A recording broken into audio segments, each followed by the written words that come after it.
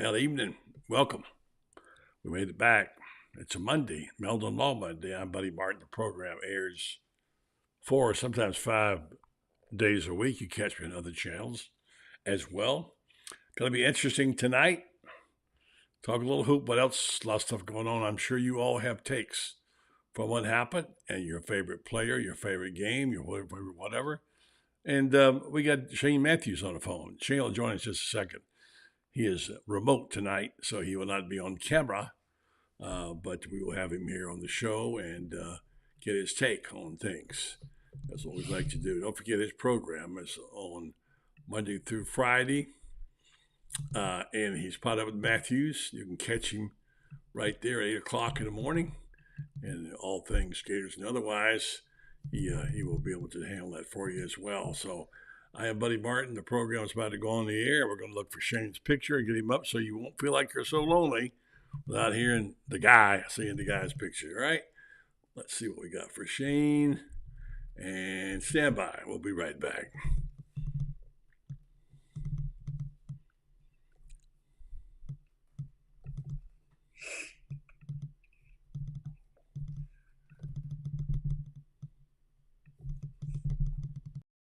It's time again for Buddy Martin. Call him up and tell him what you're thinking. But be kind because he's doing the best he can.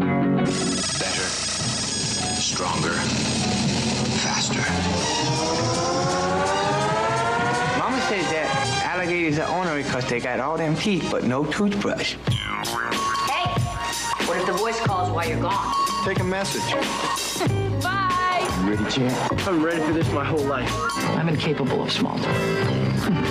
But that's why you love me, right? Kind of intimidating to be in the presence of so many great athletes.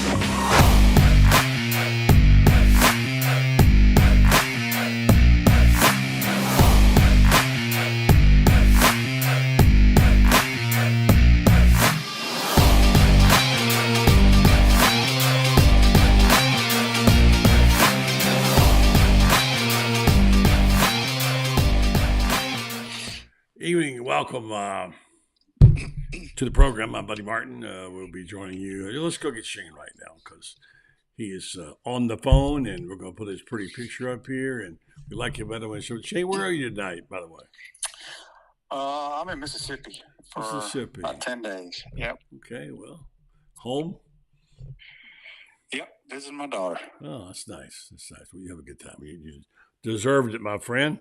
Well, there's a lot of big talk about women's basketball tonight. Obviously, the big game going on between LSU and Iowa, and we'll talk about that some later in the program. But Shane, I know you fancy yourself as a hoopster, man of of considerable interest to you is basketball. You talk about it on your program a lot, and I heard you and JC talking this morning. A lot of different takes on it. What was your favorite game, favorite play, favorite player, etc. And there's always going to be a question about the officiating. I didn't catch the end of the game between in Tennessee's loss, but I know it's controversial. Maybe you did, and always be things like that. But meanwhile, they got 4 pretty good teams there at the end. And what's your take on it? And I know you like UConn a lot. Yeah, I mean, UConn's clearly the most dominant team, and I think it's the best basketball program in all of America right now, and they're going to continue getting better. The Final Four, it's set. Obviously, NC State's the big story, an 11 seed. The lowest seeded team to ever win the NCAA is the 8 seed, and I believe that was Seton. Villanova. No, I think it was Villanova beat Georgetown back in the day. But, Purdue's got the 7-4, Edey at center. He's hard. I mean, he gets fouled a lot, or they call fouls. They got good supporting cast around them. Tennessee played them very tough, had their opportunities to win the game. And then Alabama, I mean, what can you say about Nate Oats? He's done a tremendous job. They're fun to watch. Their spacing is outstanding. Their shot chart is just – it's unbelievable if you look at their shot chart. It's either layups or three-pointers, nothing in between. And first time they've ever been, I don't think they have a chance against UConn, but if they make 20, 25 3-pointers that may give them a chance. But it still should be fun. I think you're going to see UConn and Purdue in the final. Well, UConn, of course, trying to become the first team since you-know-who to win back-to-back. Kind of rooting it for them not to do that. And I'd like Florida to be that team. But they're pretty sound. I know you raved about their guards. But the guy I want to talk about is the guy playing for NC State. To me, he's the most fun guy, most fun story out there right now. And how easily we underestimate a guy of his size, and he is just dominant in the middle. I'm asking to see how he's going to handle who is Edie and against Purdue. But Burns is a special player and a real personality. He's kind of the new star, I think, isn't he? Yeah, he is. We talked about him on our program today, Mike Morgan and I. He was a top 100 player in America coming out of high school. Signed with Tennessee, was overweight, ended up transferring to Winthrop, and had a few good years there, and then ended up at NC State. And yeah, he's extremely talented for a big guy. Has great feet, has good feel around the rim, has different types of shots, great touch. It'll be interesting to see. Just leaning on Edie, if he can really affect him through the course of the game. But NC State, the entire team, buddy, I think people don't realize they were the 11 seed in their own conference tournament. Oh, it's amazing. They were gonna fire their coach at the end of the year. Yeah. They win 5 straight games. They go to the NCAA tournament. Now I think they won 4 straight. The coach has a new 2-year extension that was an automatic deal written into his contract if they got into the NCAA tournament and all this other stuff. He's made X amount of dollars added to his contract. So it's a remarkable story. And if they were to win it, it may be the greatest of all time. I don't think they have a chance, but it's been fun to watch them. It has. And what does his coach say about him? He's a dancing bear with ballerina feet or something like that. Is what he calls him. Yeah, so he does have the good feet for sure. I didn't see the end of the Tennessee game. Did you see it? Yeah, I saw it. What happened? I didn't get a chance to see it. Well, there was just a bunch of Zach Edey's fouled a bunch, and it's not just in this game. It's been all year long. He's 7'4", but he scored 40-something points, shot a bunch of free throws. He's just hard to guard. Now, he's a tremendous college player. I don't think he has a chance of making it in the NBA. Because that game is too fast for the way it's played. 7'4". Yeah, he won't make it in the NBA though, because the fives, the centers in that league are extremely athletic and can shoot threes, and he can't guard anybody if you take him away from the basket. So he'll probably get drafted in the second round because they only have 2 rounds in the NBA, I believe. That's what Mike Morgan was agreeing with, and. It's a great story. He's been a hell of a college player. I think Matt Painter's a heck of a coach. I'm glad for those guys to get an opportunity to go to the Final Four.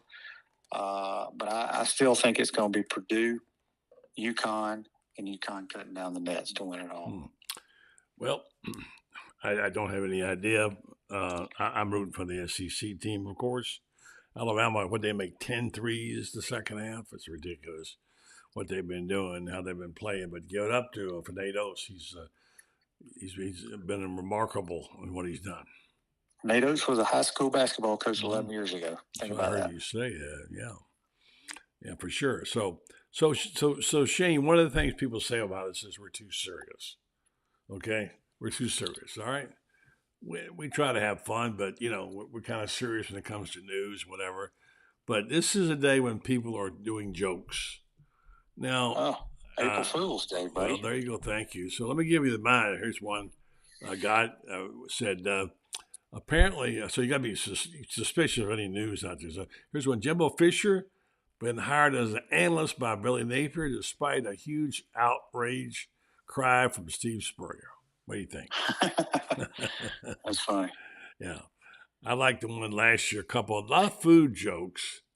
I don't know. I'm not a connoisseur of April Fools. By the way, it's my niece's birthday. I always like to remember my special niece, Sherry George in Ocala, every April's Fools, and she's no fool. She's a sweetheart. So happy birthday to Sherry.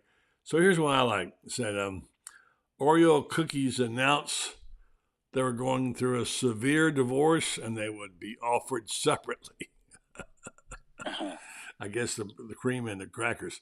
One of them is the biggest one was the one about BBC's famous spaghetti tree hoax in 1957. They had a segment showing the Swiss farmers harvesting spaghetti from trees, and Taco Bell ad 1996 announced they had purchased the Liberty Bell and renamed it the Taco Liberty Bell. So there's a couple there for you. So, yeah, those are always fun to kind of lighten the loop a little bit. Here's some things that are not jokes, and I want you to comment on them. I think it's interesting. Linebacker Manny Nunnery has withdrawn his name from the transfer portal. All right, pretty interesting, huh? That could make. I didn't even know when did he go in the transfer portal? In January, apparently. In January. So yeah. So we'll get to that, and then we'll talk more about some of the game. I'm gonna give you go with our commercial with our friends from Meldon Law. Back with Shane Matthews on remote location in Mississippi somewhere. And he'll join us next right here, back again on the Buddy Burton Show. Jeffrey Meldon. Jeffrey, you do a show where you ask a lot of questions. I've got one for you right now, okay, regarding how do you know whether your case is being handled right and what to do about it. In medicine, you can get a second opinion if you're not satisfied with the doctor's opinion that they have. And do you have that in law? Can you do that with lawyers? Yeah, buddy. As a matter of fact, we get quite a few calls from folks that have signed up, particularly with the big box law firms, that they do a hell of a good job of putting ads on TV, but after that, they don't really measure up to the way we try to create a client experience that's outstanding. And we're always willing to review a case and give a second opinion, just like with a doctor, because not all law firms are created equal. I guess that's the normal thing. Just go to Meldon Law, Google it, and find out, and just give them a call. And like you say, if you come in, you get to see a Meldon. You don't get shuffled off to somebody else. You get to see a Meldon, and that's good to know, because a lot of people don't know how to do that stuff, like me. And maybe you can coach us through. So Meldon Law, they won't back down. They will take your questions about your case if you have a question. Yes, whether it's a new case or an existing case, give us a call. We'd be glad to go over it with you. There's no charge to review your case with you. And a lot of times it makes good sense just to get a second opinion. Good stuff from Meldon Law. They don't back down, but they will give you a second opinion. All right, thanks very much. Back to Shane Matthews. He's in the orange and blue and black room tonight because you can't see him. He's there, though. And we've got a few notes here from our listeners checking in tonight to ask some questions. But back to this is not a joke. Apparently, Florida could be getting a really good linebacker candidate back. According to On3, they reported linebacker Manny Nunnery has officially withdrawn from the transfer portal. Gators Online reported in January, Nunnery had been planning to withdraw from a Houston transfer as 109 career tackles, 95 TFL, 4 sacks. So we'll see that he can help this team. They're a little short on linebackers. Yeah, he played a little bit last year. I think he still will be a backup. But we'll see. It all depends on Miles Graham injury. He's out for the rest of the spring and having surgery or what have you. But I think he's a guy that can help the defense immediately. I don't know if you had a chance to see Billy Napier's press conference or not Saturday. I did not. Probably as upbeat as he's been in a long time. They did talk to him about Lagway a little bit. He was pretty frank about it. He said that obviously he's got a long way to go. And it sure didn't sound like he was going to be playing that much. And we don't think he will. Don't you think he'll have a package, Shane? He does have a long ways to go from the one practice I saw. Now it's just one practice, but I'm not a huge fan of the package thing. I know it worked with Tim Tebow coming in and running quarterback power and stuff, and they may do something like that. I think DJ has a lot of ability, but has a lot to learn how to play the position, the speed of the game right now. He's got to get caught up. I mean, it's a lot faster in high school. So, I mean, he's still a kid who's supposed to still be in high school. I think people forget that. So, he's still got all summer to learn how to play the position, figure out what they want to do with him if they do play him some this year. Yeah. Yeah. So anyway, we'll keep up to speed on that. Meanwhile, he mentioned some names of players, and the offensive line keeps getting mentioned. The secondary apparently likes a lot. He has a lot to say about them. So he's starting to come out and mention some things. There's a long way to go, including the coaching staff. What the heck? I mean, that's got to come together as well. So, but I think you're right. Just let them do their thing. Let it play out. Let's see how we get there. If you get to 6 or 7 wins, you move on, right? You move on to the next thing and hope maybe you can get better the following year. And I don't think anybody knows for sure. I mean, we know Georgia's going to be good, but Georgia didn't win it last year. Remember, they didn't win it last year. So there's a lot of questions. And the other thing about it, Shane, is you can change your team in a hurry with a couple of transfers. In basketball especially, but you can change your team. And look at the teams that did change their team. 2 years ago, LSU. If you get enough players, you get 3 or 4 players, and it could change the entire personality. But the one thing you don't want to be looking for is a quarterback that hasn't played before. And Florida's got that covered. They're in good shape in that regard. So I'm hopeful. I'm hopeful that maybe things will work out. Well, I'm optimistic. I mean, you've heard Coach Spurrier. He thinks they're going to win 9 games. I'm going to let it play out, but I don't worry about the schedule. I know on paper it looks very difficult, but things can change. Games change throughout the course of a game. Look, offensively, I think we're going to be a solid offense. I think we are going to take more shots down the field. That's just a gut feeling. The whole season will come down to, can we tackle and rush the passer? If we can do that, I think this team has a chance to win a bunch of games. The good news was that Billy talked about the tackling being as crisp as it's ever been. They work on a lot of tackling drills every day. You can see them. And I think it's beginning to pay off. The fundamentals of tackling are so critical, Shane, as you know. And their fundamentals have been horrible. And they've worked on that. And I think if they can just tackle a little bit, make a couple of stops, or like you talk about, just make a couple of stops. That can change the complexion of the game right there. Now, I know it sounds like it's all hopeful and whatever it is, but we'll see. And I think it's beginning to sound like, from the tones of the press conference, what some of the other players are saying about other players. That's a good sign when you keep hearing that they're making progress there. Yeah, I mean, you got great leadership starting at the quarterback position. Defensively, they got to take some steps. I still love our 2 starting corners. I know a lot of the people in the Gator Nation don't, but they're NFL guys, and they're long, and they need help. And they get help by rushing the passer and pressuring the passer. If you let somebody sit back there all day, doesn't matter who you can't cover that long. So it's going to be a fun year. Like I said, embrace the schedule, quit the bitching, and get ready to try to go win some games. Because I can promise you, the kids on this team are expecting to win games. For sure. They are. And you got to expect to do that. So Shane, I like LSU's basketball team, the women's basketball, and Mulkey's done a heck of a job. And women's basketball has taken the front and center here in recent weeks. It's become very popular. I don't know if you watch it or not. I know Coach Spurrier watches it. I've gotten where I like watching it recently, and I love watching Iowa play. Who wouldn't like watching Caitlin Clark?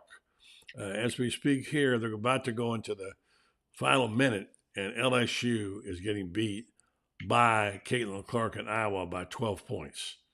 Yeah, she's got 37. She's the best basketball player I think I've ever seen. I mean, it's ridiculous what she can do. And, I'm not a huge women's basketball fan, but I've watched it ever since she's been playing. And then, you look at LSU, they win they're the defending national champs. You see what South Carolina's done. Obviously, UConn plays tonight, and they got a girl named Paige Becker who's outstanding as well.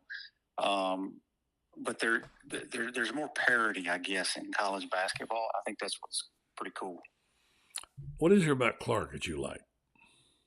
I've never seen anybody as good as her, buddy. Really. Every facet of the game? Every facet of the game. She's unbelievable. She'll be the first pick in the WNBA draft.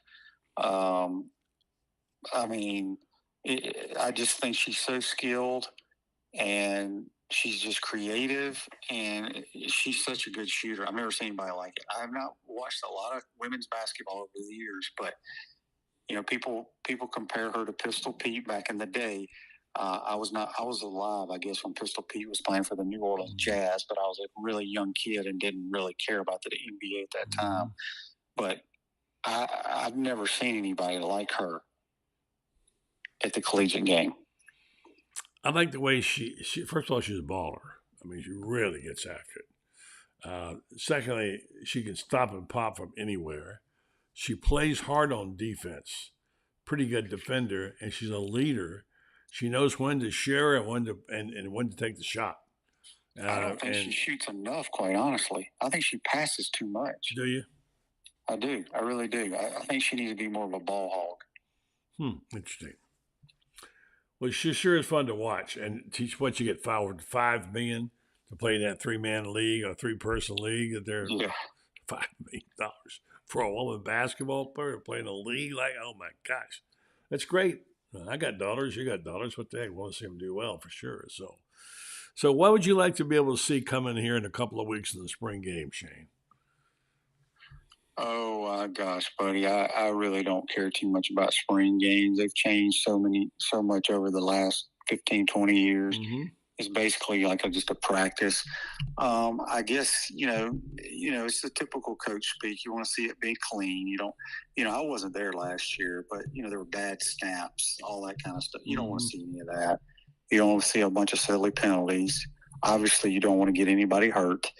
From a special team standpoint, that's not going to be live, but make your field goals, let's snap, punt, field the ball correctly, just all the little things. And, try to give something that the fans can be excited for leading up to the season. Yeah, for sure. All right, so give me your, you never did give me any, you're not a baseball fan, right? Yeah, I play high school baseball. But do you follow major leagues at all? I mean, I do a little bit, but I really don't care until the to the playoffs. But are you talking about Wyatt Langford? Well, that's one. Langford, obviously. Then there's, just generally the Braves and the Yankees are off to a good start.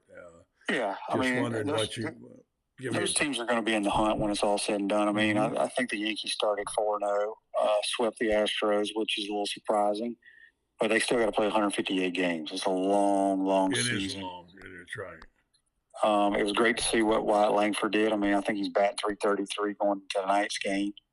I think they're playing the Rays in Tampa, so I'm sure there's some Gator fans at that ball game. But he's a heck of a player, and to do what he did, and we talked about this on my show today, to play only like 40 minor league games and already be in the big show says a lot. And I think he's going to have a heck of a career. Well, he seems like it. Well, he sure has made a jump from Trenton, hasn't he? Mm-hmm. Well, he's done there for sure. All right, so I'm a Rays fan, and I like what they do with so little. I think that offers a lot of encouragement to teams, and we'll see. But I think they get enough pitching, they'll be able to get through. They usually have a great bullpen, one of the best. 52 seconds to go, and 90-79 looks like I was going to wrap it up and go from there. All right, so did you pick UConn to win it all? You did, didn't you?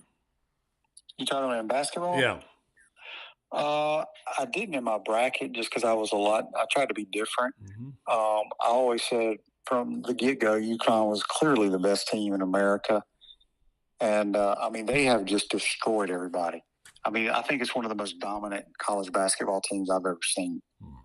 And, if they go and win back-to-back, obviously the Gator fans don't like that. It's more unique, I believe, in that, well, both Florida and UConn will have some uniqueness to that back-to-back if it happens, because you never see a team with the same starters come back and win it.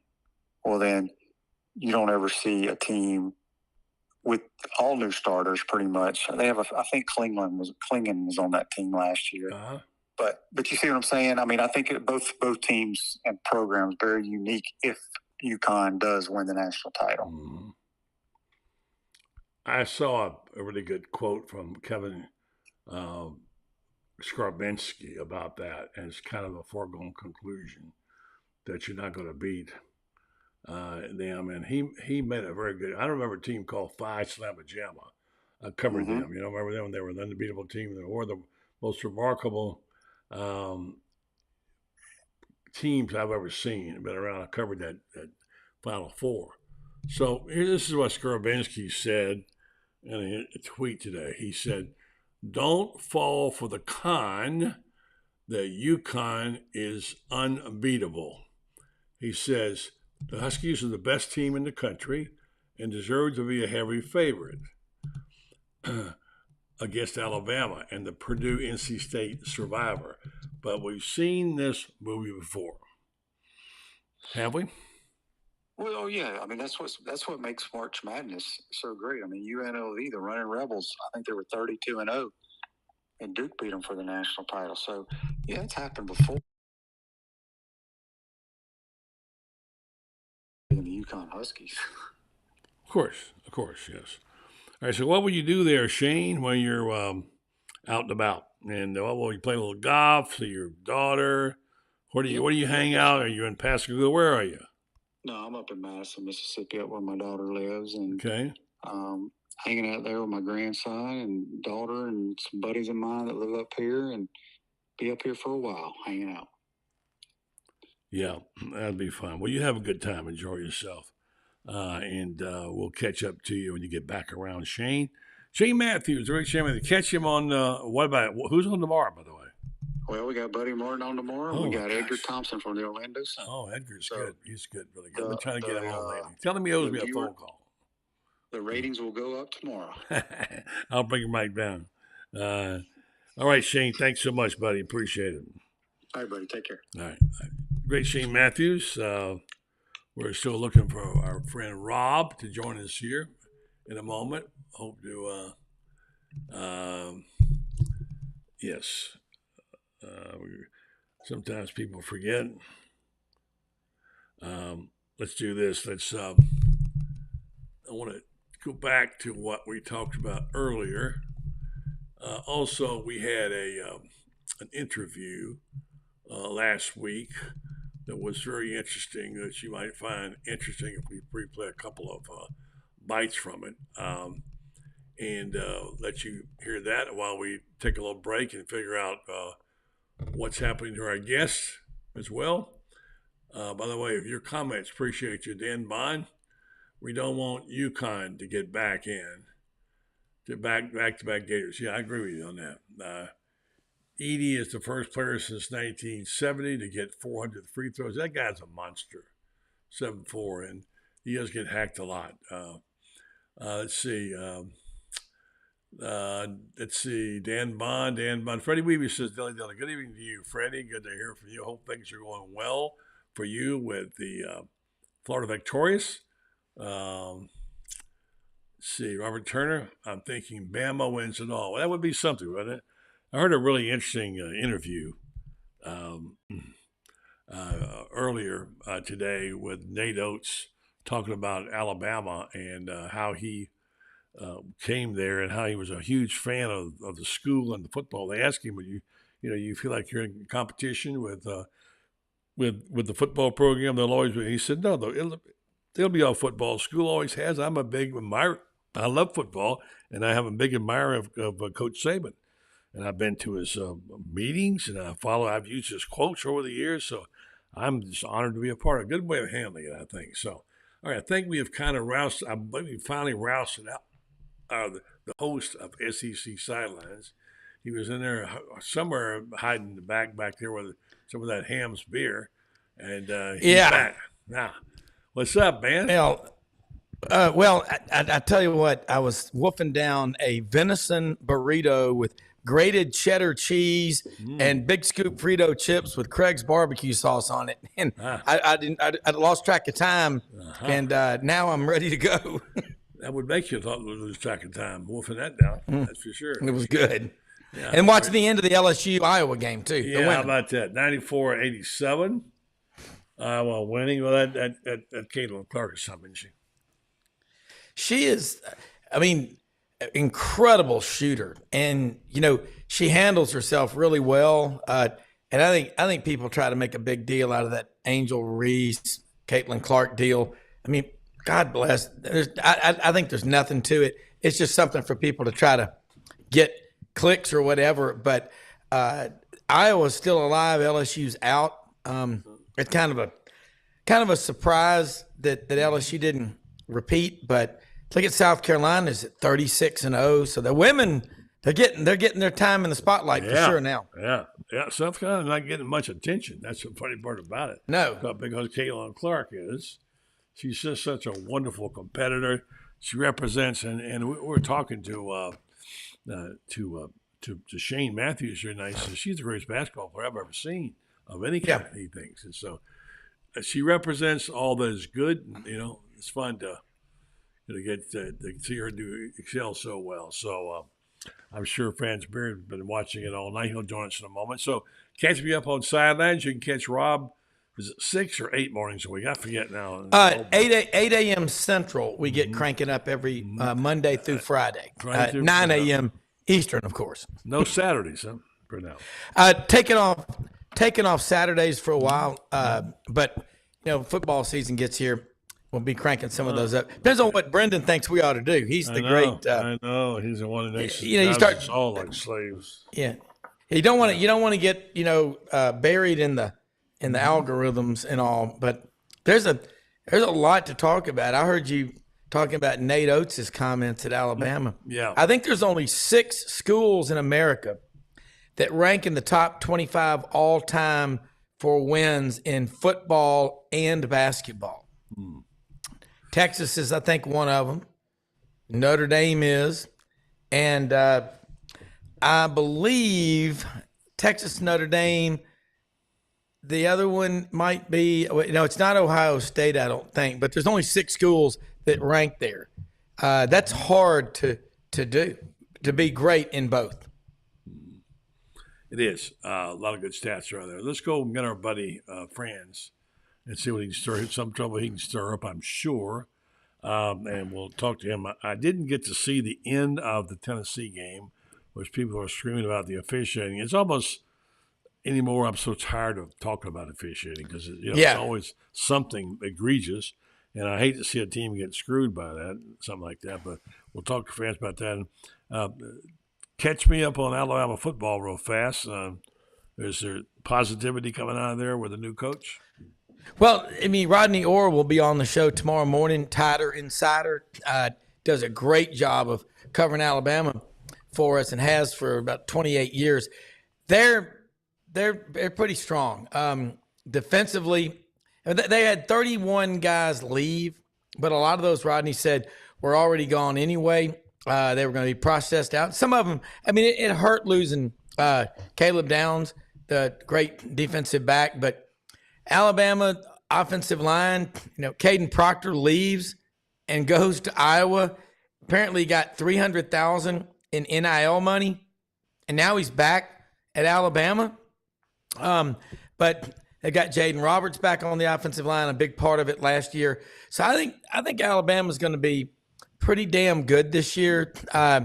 But they've lost 2 games 2 years in a row. They got a gift at Auburn last year with the Gravedigger, 4th and 31. They're good. I don't know if Alabama will be Saban good like they have been in a lot of the years he was there. And, Kalen DeBoer, right now it's fun. But wait till you get out there into the SEC.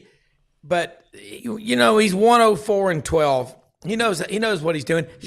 There'll be a learning curve, but they got a hell of a lot of talent to help him get through it. That's just what Rodney says. They're a basketball school now, Franz, in Tuscaloosa. Well, they finally got to a Final Four. I give them credit for that. Let's talk about one thing that I think a lot of people miss, and that's the fact that in the SEC, the only schools that haven't been to a Final Four now are Ole Miss, Texas A&M, Missouri, Vanderbilt. I believe those are the only four that have not been to a Final Four. So even though the only three teams that have ever won a national championship in the SEC are Florida, Kentucky, and Arkansas, it says a lot for the league that so many schools have at least gotten to the Final Four. And to get to the Final Four, I think here's the thing that I love about college basketball. Getting to the Final Four is an accomplishment. We act like making the Final Four in the college football playoff, if you don't win it, you are a failure. And there's something seriously wrong with that. College basketball, that is a 3-weekend grind. You got to go 6-0, and it's not like football where you necessarily have all this time to prepare, because you can play on Sunday and you're playing again on Thursday, and it's 3 weeks. Your next ball game on Thursday is Saturday, and you got a day to prepare for it. The college basketball tournament I think is the most difficult. I think it's the most. Yeah. Dan Bond's right. Tennessee hasn't made one.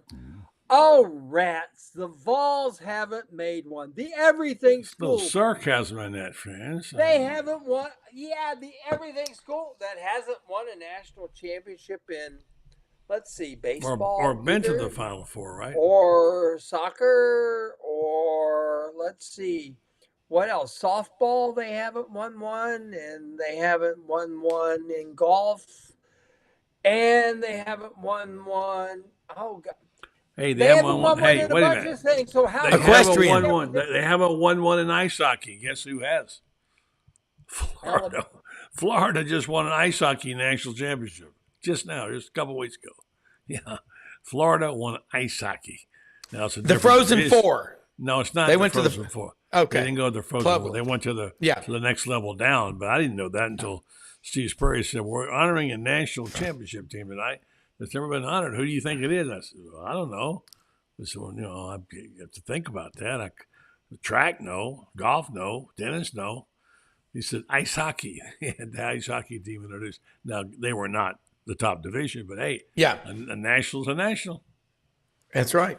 I'll take them in equestrian at Auburn all day long. Yeah. Hey, I got 6 of them, man. We have the horse capital of the world. Hello. Yes, you do. Is 40 miles south of me, and yet we don't have an equestrian team, which we should have a jockey school. We should have an equestrian. We should have an equestrian. We do have a great vet school for horses. I give us credit for that. Large animals, yes, they call it. Our vet school for horses and for parrots is great. You would know that because of Ralphie, right? Yeah, hey, I know.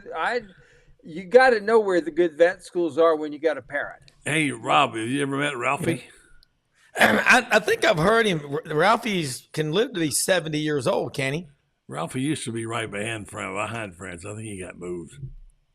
She is going to be 32 years old this year, and wow, she thinks I'm her mother. I'm the only mama she's ever known. I took her home when she was 6 weeks old, so she's kind of special. Anyway, by the way, I don't mean to get distracted about something, but did you guys happen to catch? I know Buddy did that silly column in The Athletic in which they put Dabo Swinney and Bill Snyder on the Mount Rushmores of college football. Those guys they aren't even in the top 10 of all time. And conspicuously absent is that Bear guy. He was a pretty good coach, Yeah. Yeah, who made that list? No, you don't. Aaron I wrote about it. It's on my right now. It's on my. I wrote a column about it, and it was Fran's reference saying it's hard for me to come up with the Mount Rushmore for Florida, let alone national, but to put the spacing between the guys. Who was it from Dabo? From Mark? From I got it written down someplace. It's the most ridiculous thing you've ever heard in your life. And obviously, when the people do this, they get into areas they have no idea what they're talking about. They've never seen the guy coach. Don't know anybody ever. And they pick his name out of a hat and they make a celebrity out of it. Celebrity calls celeb out of him, you know. And look, I understand how the game is just to get clicks and get information, whatever, and it's okay. But you're right. It was a bizarre thing, Franz. You're right. You don't have Bear Bryant on there. You don't have Ara Parsegian on there. You don't have Bud Wilkinson on there. One guy did put Wayne Woodrow Hayes in there, which is a good thing.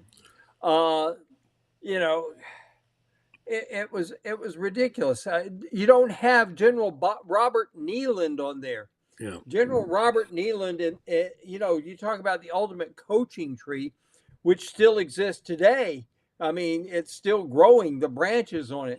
But you look at Florida, you know, the Florida coaching tree, let's face it, you don't have one without General Nealand, because he gave us Bob Woodruff. He gave us Ray Graves, who got us Frank Steve Broyles, Spurrier. by the way, too, not from Frank us. Broyles was an assistant coach here.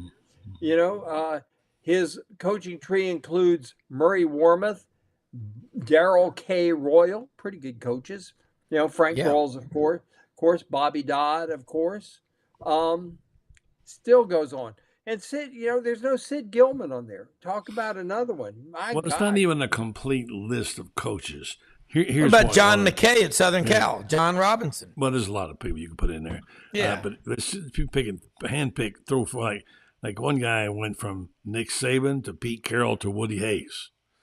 I mean, how do you get those all to one list? And I said that's like putting Taylor Swift, Billie Holiday, and Dolly Parton in the same sentence category. You know, you can't do that. And look, I know the game. I know we all do this on off days. Sometimes we write things like that. Now, one guy did give Spurrier a strong honorable mention, you know, which was Spurrier's is in anybody's top 10, has to be. Yeah, of course, because of the fact that he changed not only the SEC, he changed the way football was played nationally.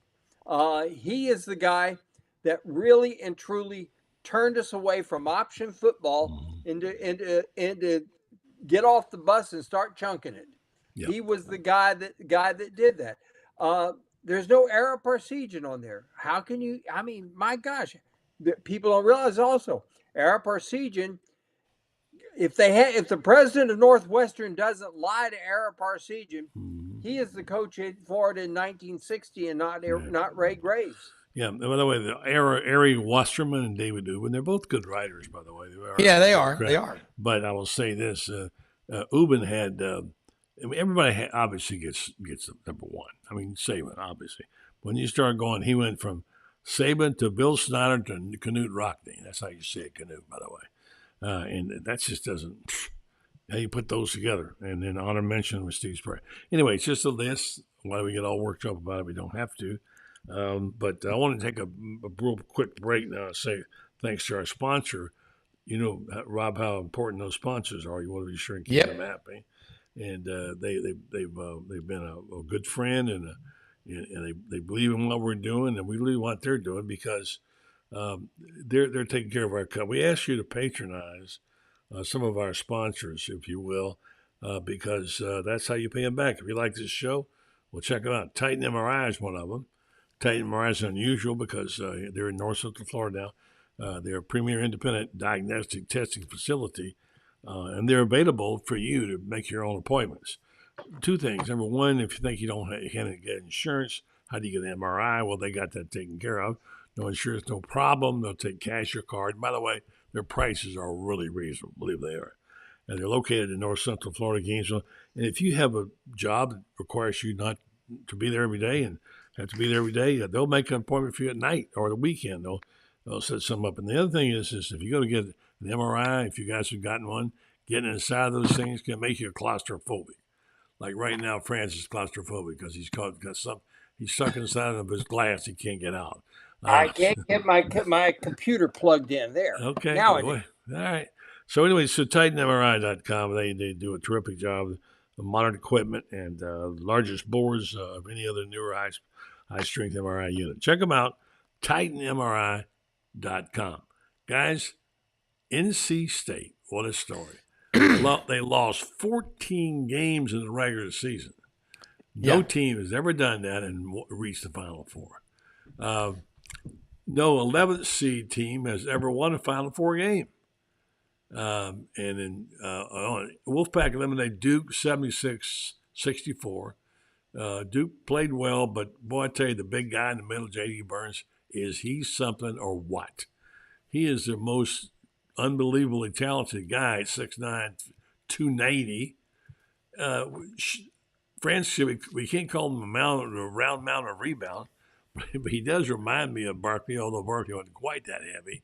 But my gosh, this guy can run through a brick wall and get to the hoop and get fouled.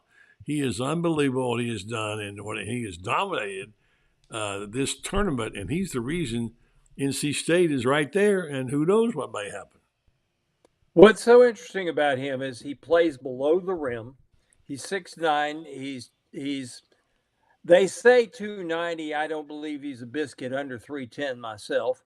But you watch him play, and he would have difficulty jumping over a legal pad. I mean, he kind of gets up on his toes when he leaps. But he plays below the rim, and he creates space.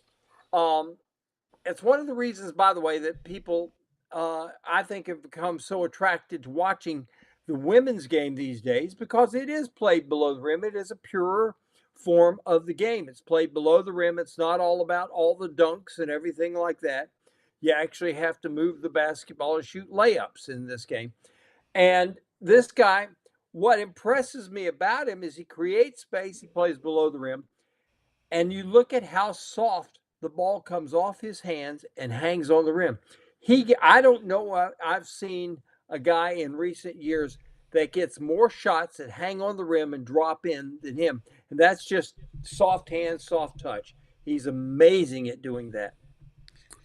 Buddy, correction, NC State in 1983 in their incredible run was 17-14, just like this year's NC State team. And both of them had to go through and win the ACC tournament. But that's what's so funny. And that's what we said on the show. I started calling him this last week, a taller version of Charles Barkley. I was at Auburn when Charles was there. They listed him at 6'7", 270. He's about almost 6'4", and probably weighed 320 when he was there. I'm with Franz. I'm going to go ahead and take the over on 310 for Burns and say 335. But he's incredible.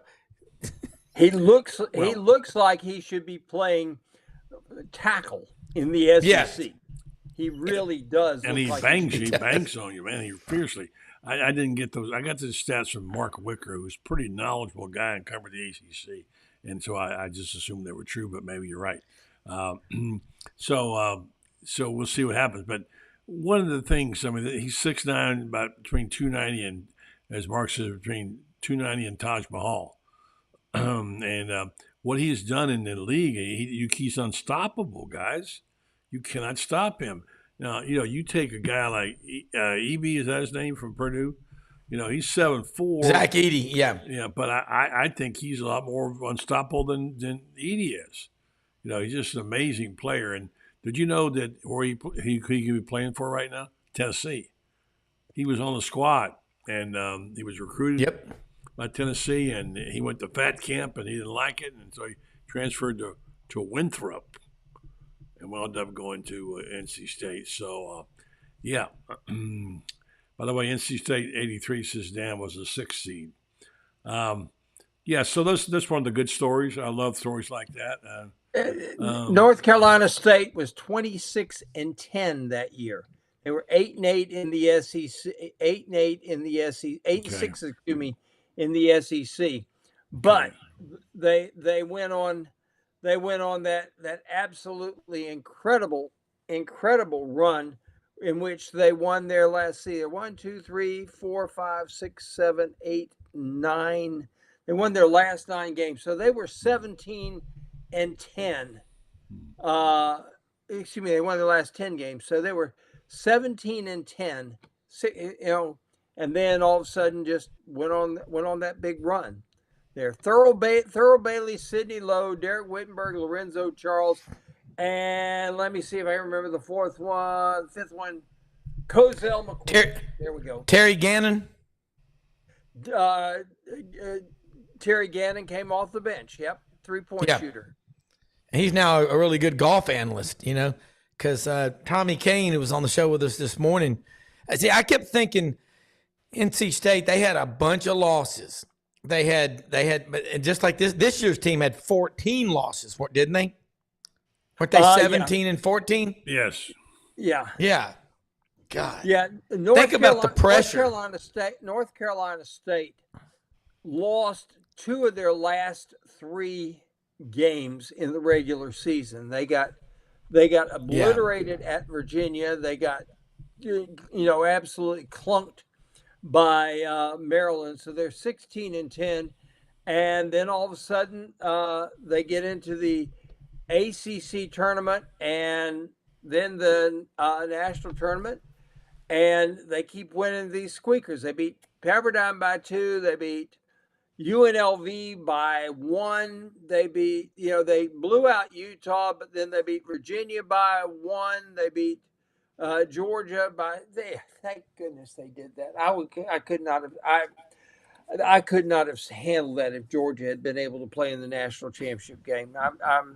I will forever be grateful to Jimmy Valvano for beating Georgia, if nothing else. Although he was a friend of mine. Yeah. Yeah. I mean, buddy, you're right about this tournament.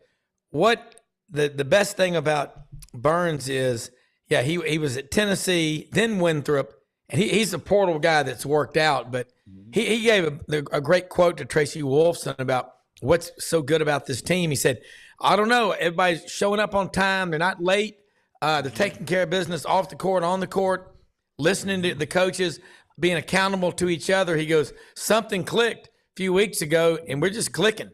And, I mean, that's simple, somebody, maybe the fact that their coach was walking the green mile to being fired and now has received Franz, a 2-year extension and a bunch of money.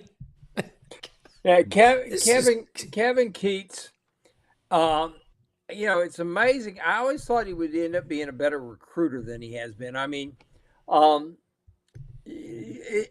realize that anybody who's recruiting against North Carolina and Duke is at a strong disadvantage in the ACC, and they've just got so much tradition and built-in advantages that you don't have other places. But North Carolina State has great tradition too. People forget that Everett Case is the guy that really turned he's the guy that made ACC basketball. He's the guy that coached Vic Bubas, who becomes the great coach at Duke. Vic Bubas, wow, that's a name for you. He's the guy that was Norm Sloan's coach. You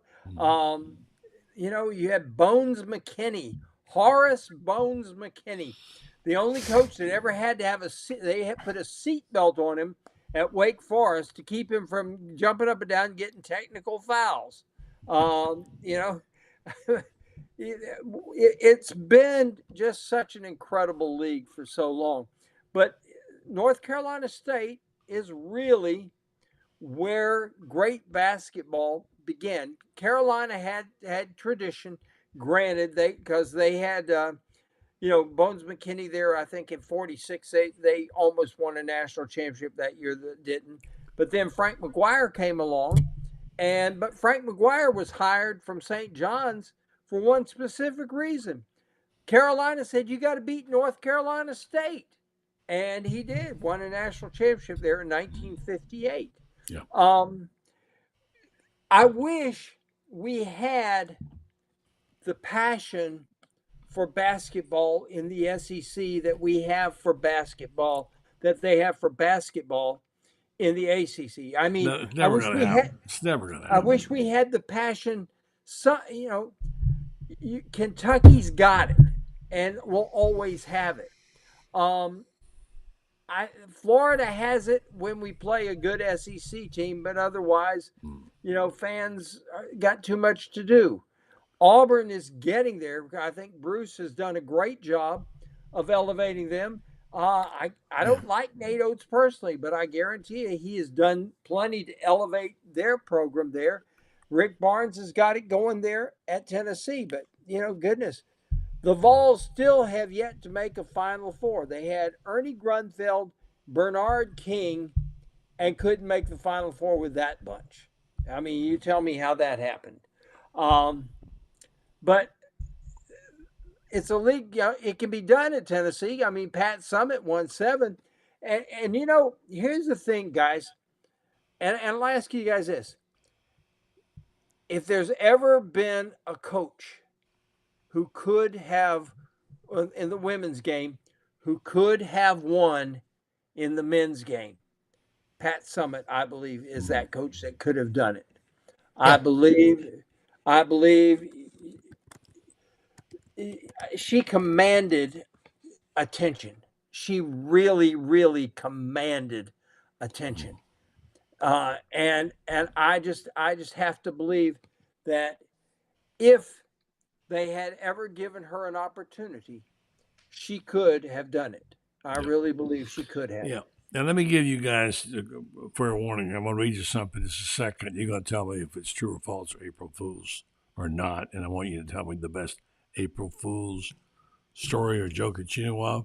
But first, I'm going to tell you what's no joke. That's WinStar. WinStar Medical Research have been sponsoring our program a long time. They've been supporting people in downtown Ocala. They have a business downtown Ocala, and they're just great people. Mary Brantley being one, of course, and Mary, along with a fine group of people there who are big Gator fans, by the way. And we want to tell you all about why you need to be aware of what they're doing. They want you to understand the importance of clinical trials. And they've done an amazing job in that regard in terms of hopping on this clinical trials things and using it to give us better health in our area. And so if you need to know more about it, they can bring these clinical trials about. That helps us get more therapies to market safely. And they would not exist without the volunteers of you, which if you decide to participate in WinStar Medical Research, you could receive study-related medications and procedures at no charge to you or your insurance. You may gain access to new investigational medications or devices not otherwise available and receive compensation for time and travel. WinStar Medical Research is dedicated to bringing new opportunities to participate in medical science in our local community. WinStar Medical Research seeking tomorrow's answers to the health questions of today. Friends, true or false? You ready? April Fool's jokes or not, okay? Here you go. According to sources at the University of Florida, the official Gatorade is out as an official hydration drink. Prime Hydration will become the official beverage of the Gators football team. In 2024, Florida ends their 59-year relationship with Gatorade in hopes of trying something new. The upcoming season jerseys will feature a Prime logo patch as well as the helmets. They have the logo. They're reporting this on Sports Lab, a show at 2 o'clock on ESPN WRUF. It's prime time in the swamp. Friends, what do you think? False. April Fool's. I don't know. I'm not sure it's not true. That would be a big one if that was the case, wouldn't it? And the reason I say that is because if Florida ends the relationship with Gatorade, that means they've also ended it with Pepsi-Cola. And now it wouldn't bother me at all if they brought Coca-Cola back to the swamp. Mm-hmm. I mean, my friends up there in charge of that. I wish they would too. They wish you would too. But I think there may be something to this, Franz. There could be something to this whole deal. I don't know.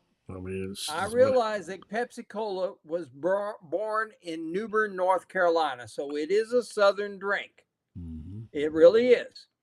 But the Southern drink is Coca-Cola. As Louis Grizzard wrote, one of the great elixirs of all time, been able to cure all sorts of diseases. It goes marvelous with a splash of bourbon. Yeah, it's like when you grew up in the South, Rob, you did too, probably. You didn't say, I want a soft drink. I want a soda, like they say up south. They said, I want a Coke. You called it just a Coke drink. I want a Coke, right? You guys, that's what we did. Always. The only thing you didn't ask for, everything was a Coke except for one thing. And that was an RC. If you wanted an RC, which is the without a doubt the greatest sugar bomb of all time. Well, with the moon pie, especially the moon pie and RC, the Southern delicacy. My next door neighbor was a distributor for all knee-high drinks, as they call them, knee-high orange, RC, all those. A knee-high orange and knee-high grape on a cold one on an afternoon. There are a few things better than that. But here's the thing. Parents would give their kids an RC at 5 o'clock in the afternoon and wonder why at 2 a.m. the kids are still bouncing off the walls. Well, it might have had something to do with we didn't know about sugar back then. We didn't know about sugar. Listen, I would get I would for breakfast in the morning, I'd get coffee and I'd put milk and a whole bunch of sugar in it. Did you have it? I was like 5 or 6, 7. Rob, did you? I think we lost Rob. He's frozen up there. Anyway, so you're right. Yeah. But everything. You're right, buddy. You know. Let's go get a Coke. Now you may have gone to get you may have ended up getting a Mountain Dew or something else. Right. But by golly, when you were going to go get something, it was always a Coke. A Coke. Yeah, exactly. It's just going to be part of the. And I would love to see that come back. But I think as long as PepsiCo owns or Yum Brands, I guess it is that owns it all now, as long as they own Gatorade, I'm afraid we're stuck with with Pepsi Cola. And it's not that it's bad. It's just that lemon lime stuff they serve now called Starry or whatever that is. I would not use that to clean the battery on my automobile. I want to be careful because Coca-Cola might be one of our official sponsors here soon. So make sure we remember that. Rob, you're back. Yeah. I mean, I'm a Coca-Cola guy, but I like the Mexican Cokes with the pure cane sugar in the bottles. Too. I drink those, High fructose corn syrup was put there by the corn lobby, and you can just feel yourself just in getting fatter when you drink high fructose corn syrup. Go get the bottled Cokes. You can't get a refund on them, but you can leave them out. In Publix, you can get Mexican Cokes. You buy them. But no, you can get them at Costco. But here's the key. If you want to get rid of flies and insects and stuff, you take a Coke bottle and you do something with it where you mix it with water or whatever, and you leave it out, and it'll draw them in there. Yeah, it's a great trap. We don't have Costco around here, by the way. We don't have Costco anywhere around here. France, you don't have anything to do. Closest one we have, the closest Costco we have will be Clearmont. They got one coming in there. Yeah, so we have to. Our Publix just has about everything we need. I shop there a lot. So now I will say this: RC now makes an RC Cola. They're still in existence, and they make one with pure cane sugar. But you can I have yet to find it on the stores anywhere, but you can get it on Amazon or someplace like that. Yeah. As bad as sugar is for you, the artificial is worse. It's worse on your kidneys and stuff like that. So be careful about it. All right, guys, final thoughts. It's football, it's basketball. The Masters is coming up this week. Man, you can't beat that. It's going to be fun. Fern will be back for his final one, his 40th and last one. Always a good time, and we got Franz in 2 weeks. You got the spring game.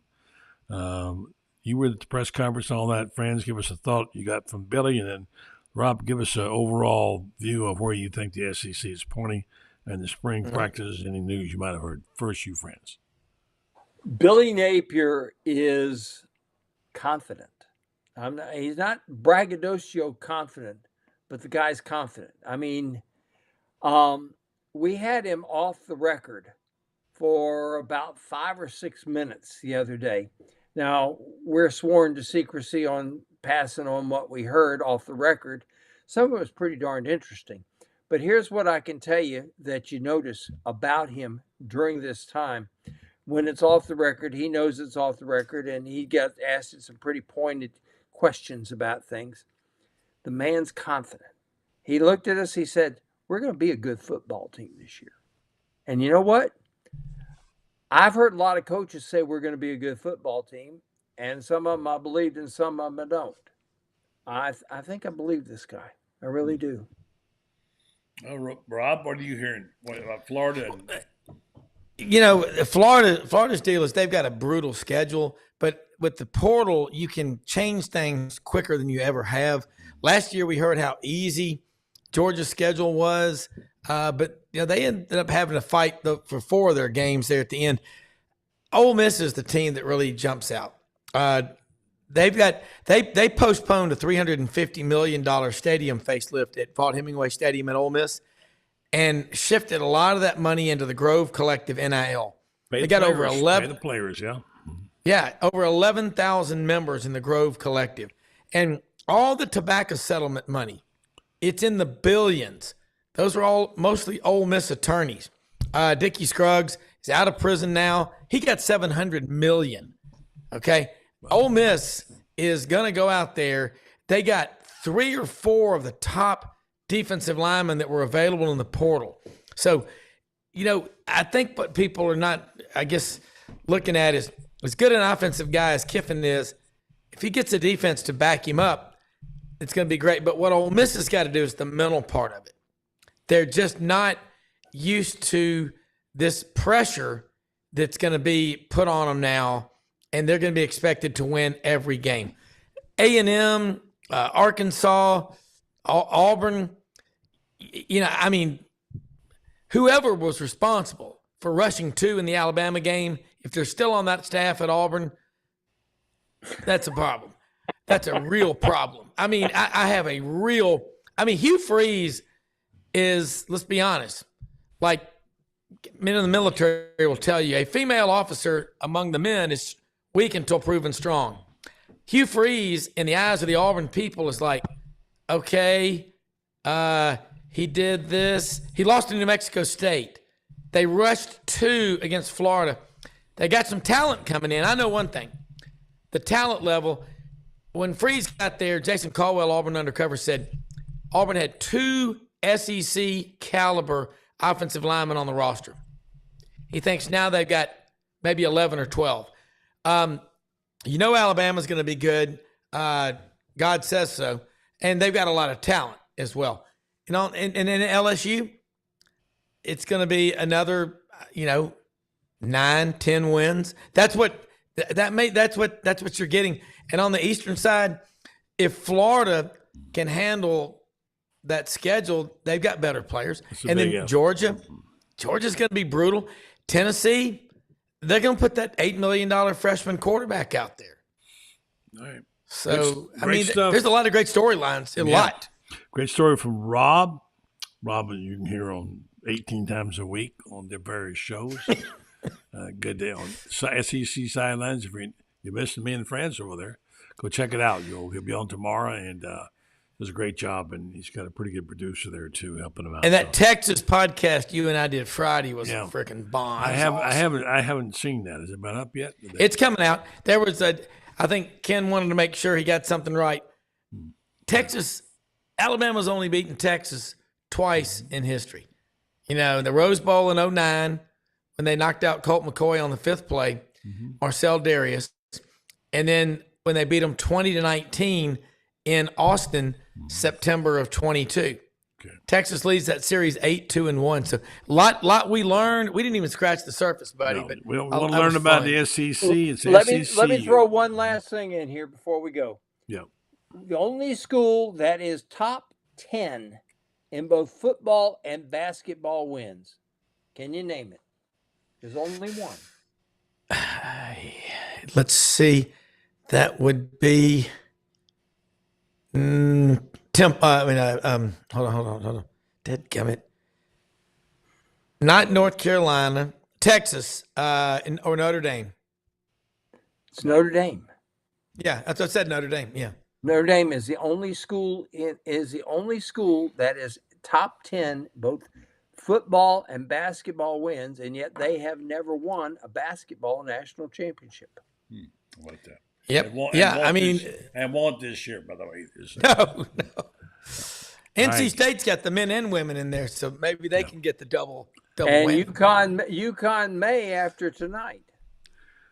All right, guys, Correct. Great stuff. Appreciate it, both of you. Catch Franz back here Thursday. You can read him on Gatorbait. Go check it out. Rob is on be on the SEC sidelines. If you like to know about the league, my friend John called me from down in Lake Worth and said, I love that show that Rob does. I love his guests. So John is a big fan of yours. So. We're here to serve, and we're only as good as our guests, and that's why we get y'all on here. Thanks for having me. Thank you very much. All right. Rob and Franz bringing the A game. I'm Buddy Barton. Have a great night, folks. We're back tomorrow night, same time, same station, for the Buddy Barton Show. Thanks to our sponsors and thanks to our listeners, includes you. And let's see if we can find. There we go. We'll say good night to folks.